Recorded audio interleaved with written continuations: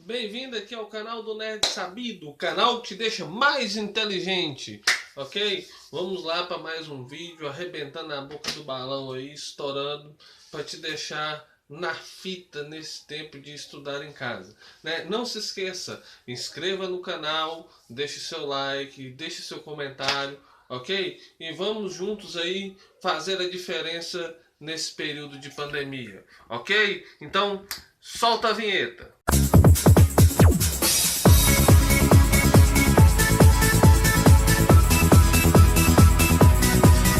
Aí, meu povo e minha pova, você que é do nono ano aí, seja bem-vindo ao canal do Nerd Sabido.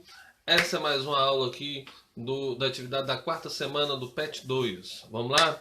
Falando sobre agropecuária. Aqui nas atividades, a primeira tem um conceito sobre a segurança alimentar e pedindo para responder. De acordo com o que foi estudado, qual a importância da agropecuária no mundo hoje? Lembrando, né? Ninguém vive sem comer. Tá certo? Outra coisa, 90% da indústria no mundo depende dos produtos da indústria primária, que inclusive sai da agropecuária. Leite, carne, produto primário para produção de roupa, de sapato, essas coisas. Inclusive, até as atividades das indústrias de tecnologia de ponta depende do setor primário, ok? Vamos lá. Letra B aqui. Em sua opinião, a fome está relacionada à falta de alimentos ou incapacidade de produzir e distribuir? Explique. Vamos voltar um pouquinho, século XVIII, XIX, Thomas Malthus, que falava que a produção de alimento não suportaria a quantidade de pessoas. Ele não levou em consideração o avanço da tecnologia que estava acontecendo, né? Da Revolução Industrial e tudo. Thomas Malthus não levou em consideração isso. Mas vamos lá. O que aconteceu então? A indústria ajudou a aumentar a produção de alimentos. Então, hoje o que acontece? A fome está relacionada à falta de alimento ou à incapacidade de produzi-los?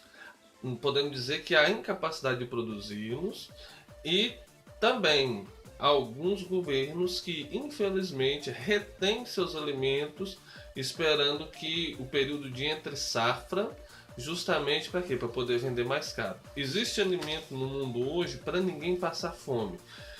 Alguns cientistas dizem que o alimento estocado no mundo hoje daria para sustentar a humanidade durante 3 anos sem produzir nada. 3 anos de produção parada, o que tem estocado dá para alimentar a humanidade durante 3 anos. Então, né, não é a questão de a falta de alimento, não é uma questão de distribuição somente. É uma questão da retenção dos governos, justamente visando um poder político e econômico futuro, ok?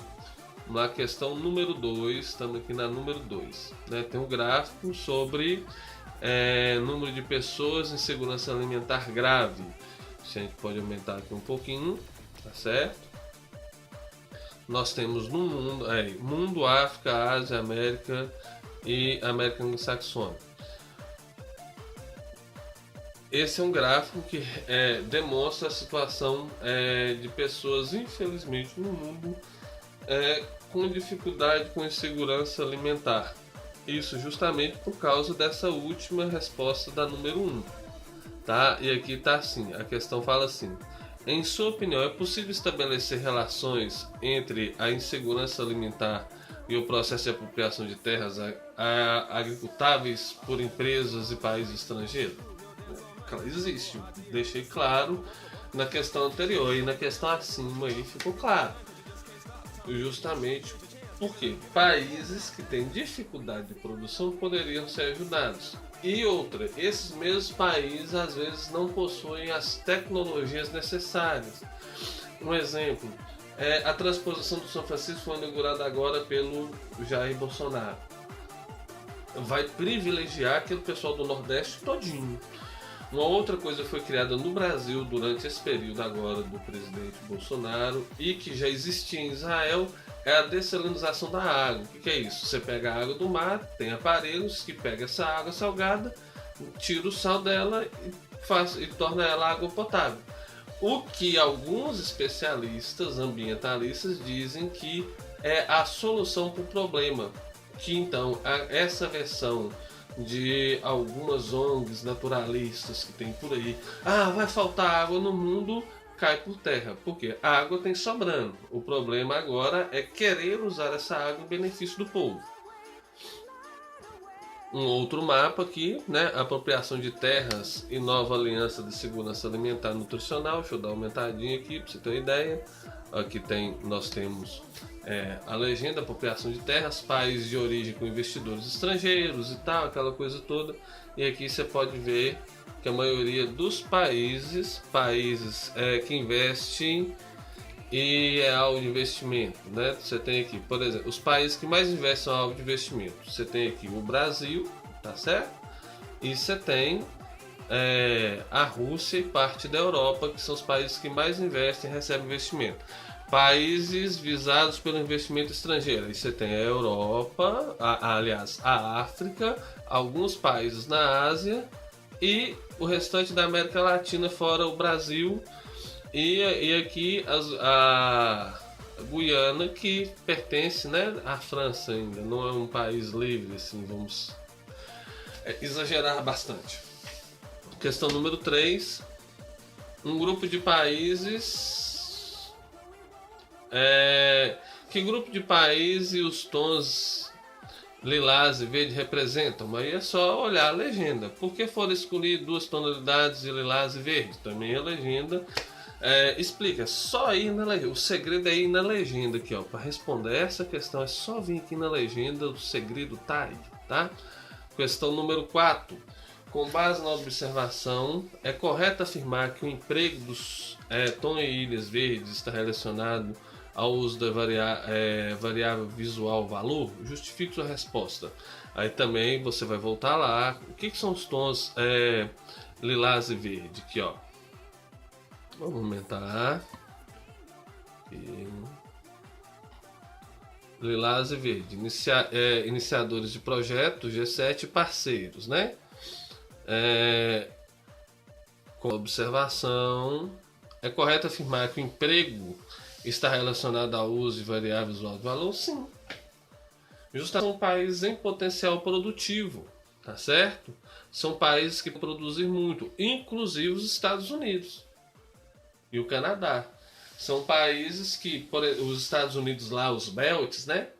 Os cinturões, são muito bem distribuídos, e esses cinturões eles fazem com que a economia norte-americana, nessa questão da produção agropecuária, não é só agrícola, a questão de pecuária também seja muito forte, né? Quem é aqui que nunca ouviu falar do Texas, né? Produção, o Texas, apesar de ser uma região muito seca, possui uma criação de gado boa, e fora a questão da exploração de petróleo lá, tá?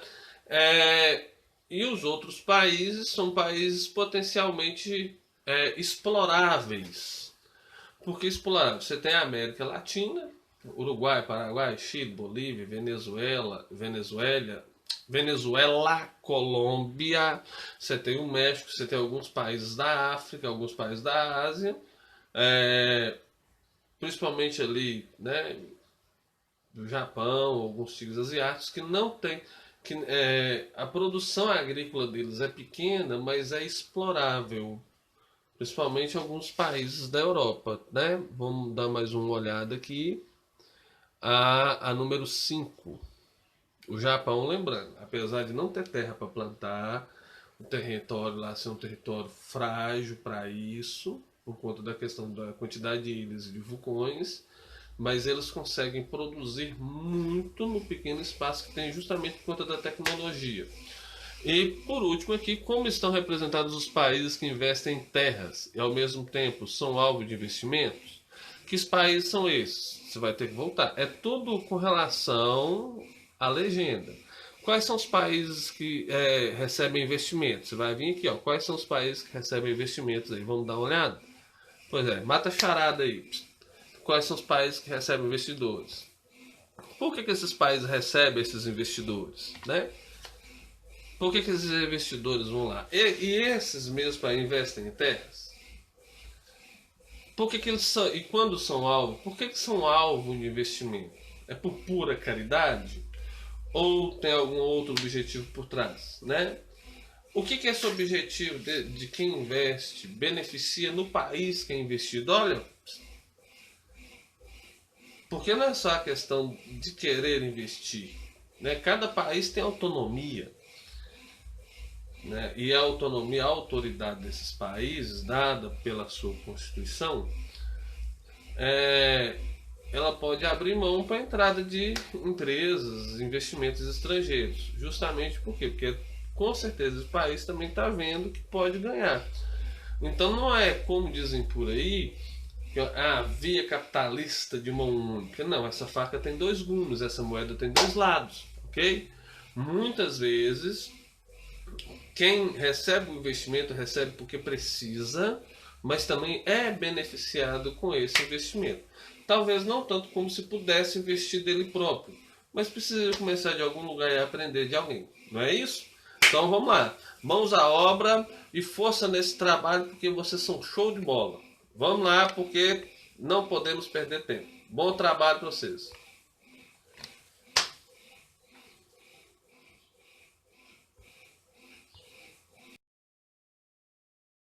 Não deixe de se inscrever, hein? Não deixe!